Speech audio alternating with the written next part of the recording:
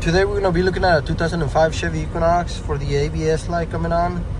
It's got the checking light on too, but we're gonna be looking at the ABS light for now. For codes, we got a CO0035 and a CO245. Left front wheel speed sensor circuit. We got a circuit code. I'm gonna graph it and then we'll go drive it and see what happens. As you can see now, driving, ABS light came on. I'm graphing the wheel speed sensors. As you can see, the left front right there is dropping out compared to the I ones. The I ones are reading pretty good, like they're supposed to.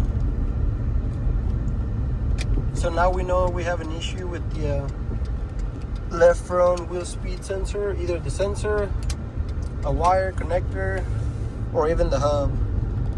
Could be any of those things, and we're gonna figure it out. So I'll pause the video and come back when we're ready for the next step. So I got the left front side apart. I got the rotor off. I got the caliper over here. I got it hanging over here. I took the bolt in there for the sensor, and I'm going to take it out just to inspect it. I'm pretty sure you can get him out. You just gotta rotate him. Feed a little bit of wire through here. And keep rotating. And it should come out. There it is. Okay. There it is. Here we have the sensor. I don't know if you guys can see that, but there's some buildup right there on the behind the sensor. Right there. And at the end of the sensor. It's probably from there because this thing's magnetic. And then that's a little dirty. So what I'm gonna do is probably clean the sensor out. Clean it up, clean up the mounting surface right there, and then put it back on and see what it does, and go from there. And I'll come back with you guys once I do that. So I got everything cleaned up. Make sure you plug up the hole if you're cleaning up with like a wire brush or something like that. This is what I use. Here's the little spacer that it had. And then make sure you clean out your sensor too. And then we're gonna put it back on and see if it made any difference. So I'll put it back on and then I'll come back with you. So after cleaning the sensor, I'm spinning it by hand. And now we can see the sensor is reading fine. But maybe I'm not going fast enough. So maybe what I'm gonna do, put it back together and then go for a drive and see what happens. But as you can see, now both of the front ones are like pretty much the same. As you can see, almost the same, I suppose. They look just a little bit different because the front wheels are on the air. And one wheel is spinning this way and the other one's spinning backwards. That's why you can see a little dropout right there on the right front. And the one with the problem is the left front.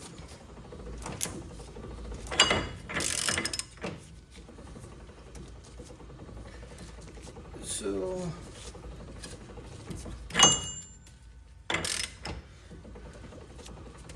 as we can see,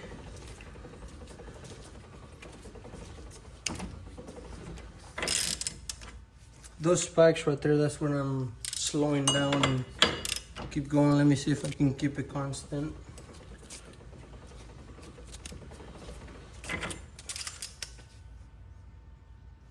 Yeah, so far seems like it's reading. It might have been that gap too big on the wheel speed sensor.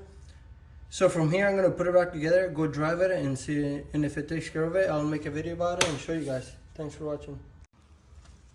So once you clean your sensor off, you're gonna torque it to 71 inch-pounds if you wanna torque it, otherwise you can do it by hand. And now we're gonna do the caliper mounting bolts, which are gonna be 136 foot-pounds. I got it set up already. So do the top one. Make sure you put some Loctite on the blue Loctite on the bolts, both of them. There's one, and then we can do the bottom one. There's the second one. Now we can put the wheel back on. It's easier if I turn it from over here.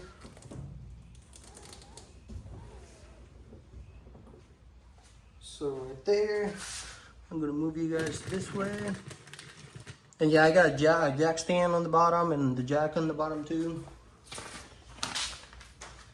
Make sure you guys, if you lift it up in the air, make sure you guys use a jack stand. And for safety, I usually lift the jack underneath too, just in case. Now we're gonna put our wheel back on.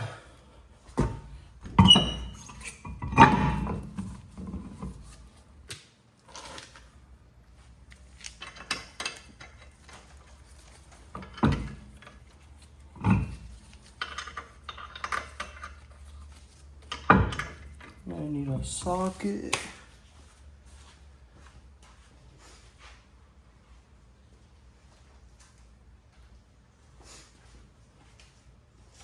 So these are 19.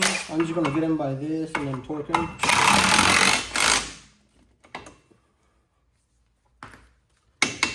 Got stuck. They're a little rusty, that's why they're getting stuck.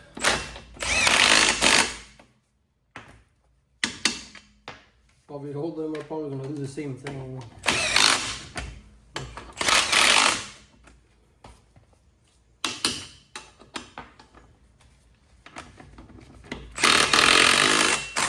And then you don't want to get in super tight with the impact. You want to torque them with your torque wrench. If your torque wrench is already clicking when you're torquing them, then you went too tight on them. The torque spec on these is going to be 103 foot-pounds. So we're going to set our torque wrench. And then I'm going to remove the jack stem from underneath.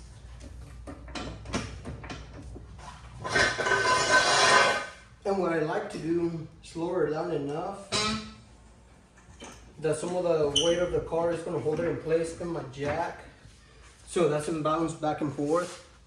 So here, 103 in the star pattern. So there's 1, 2, 3. Pick them up. 4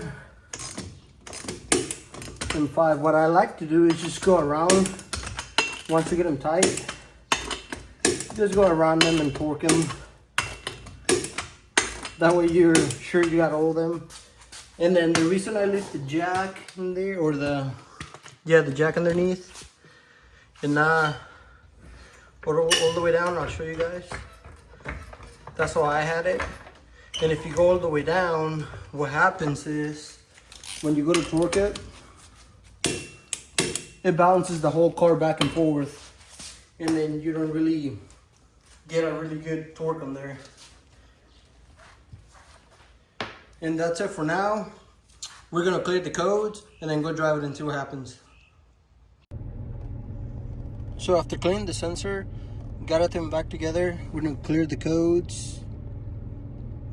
Yes.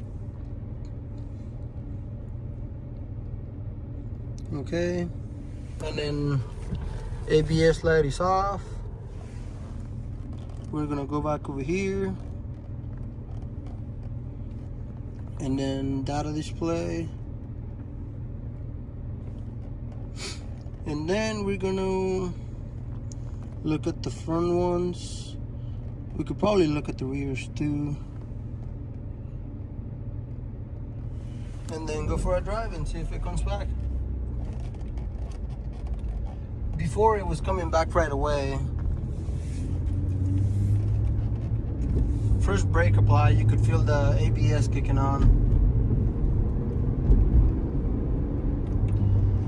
And before you could see the signal dropping out at times. And right now, we're fine. We're about to test it out. Alright, stepping on the brake pedal. No ABS light or nothing. ABS light didn't come on. Or the ABS didn't kick on either. We're gonna do some turns, make sure everything's fine.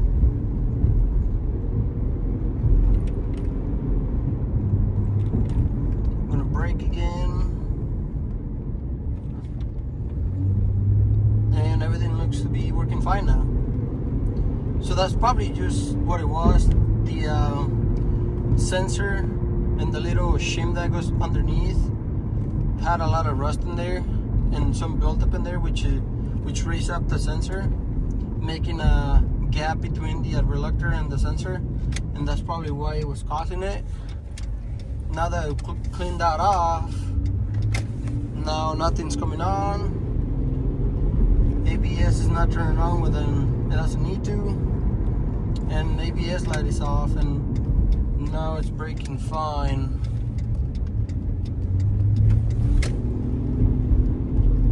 And sensor's reading fine. So that was a quick fix for that. Just take the sensor out and clean out the surface, clean out the little shim, and clean out the sensor. Make sure you get all the rust off of there, all the debris from there.